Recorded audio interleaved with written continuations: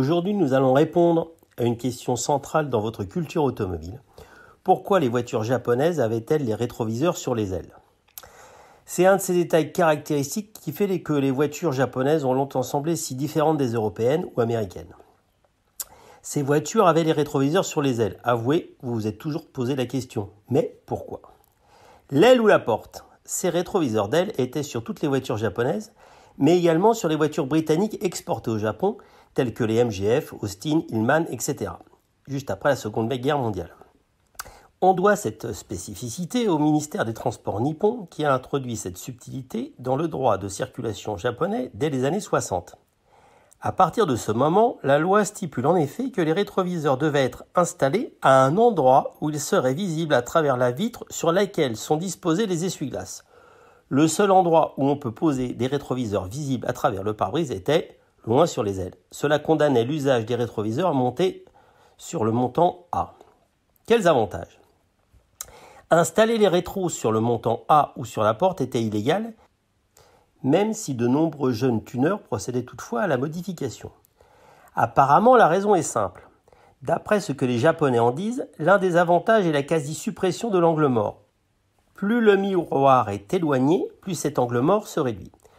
L'autre argument était que vous n'aviez pas à faire de mouvement de tête pour regarder dans les rétros, notamment en cas de dépassement. Cela évite de quitter les yeux de la route. De manière générale, il se dit aussi qu'on voit mieux arriver les deux roues dans ces rétros-là.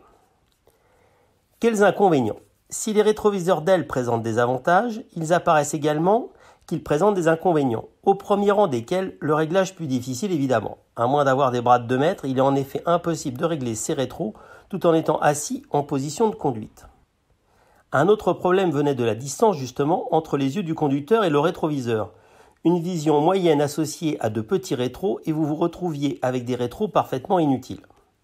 La dernière raison est que ces rétroviseurs spécifiques au Japon compliquaient sérieusement l'exportation des voitures vers l'Europe ou les USA. Il fallait modifier la voiture, c'était compliqué, ça coûtait cher et ce n'était pas toujours possible. Il faut ajouter à cela que les automobilistes japonais découvraient alors les voitures étrangères avec leurs rétros normaux. Le client japonais se met à trouver les voitures plus élégantes avec les rétros sur les portes. Les rétroviseurs d'aile deviennent des options, mais peu de clients y ont recours et l'idée est progressivement abandonnée. Il était donc plus que rationnel, en termes de fabrication et de stock de pièces, d'aligner le marché intérieur japonais sur le reste du monde. C'est a priori ce qui a entraîné la fin de cette législation en 1983. Les rétroviseurs n'ont pas pour autant migré aussitôt sur les portes. Après 1983, certaines voitures japonaises ont continué à utiliser les rétroviseurs d'aile.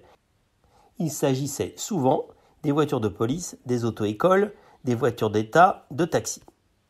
Et maintenant ? Mais alors pourquoi les taxis et les voitures de police conservent-elles ces rétroviseurs d'aile ? J'ai posé la question à un japonais. La réponse est pleine de bon sens. Les rétroviseurs posés sur les ailes dépassent moins en largeur que les rétroviseurs classiques, ce qui peut vraiment aider lors des manœuvres sur les routes étroites du Japon ou dans la circulation encombrée.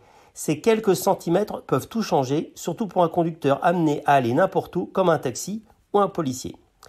Mais il existe aussi une autre raison pour laquelle les taxis continuent d'utiliser ces rétroviseurs et elle est plus inattendue. En regardant tout le temps devant eux en conduisant, ils offrent à leur clientèle une plus grande intimité. En utilisant des rétroviseurs de portière, le conducteur est amené à pencher la tête, ce qui peut être interprété comme une volonté du chauffeur de jeter un coup d'œil sur la banquette arrière et porter atteinte à la vie privée du client. La culture japonaise est décidément unique, parlez-en à Carlos Ghosn, mais elle reste magnifiquement attachante. Aujourd'hui, cette petite spécificité renforce le côté exotique des productions japonaises et nous, on aime ça.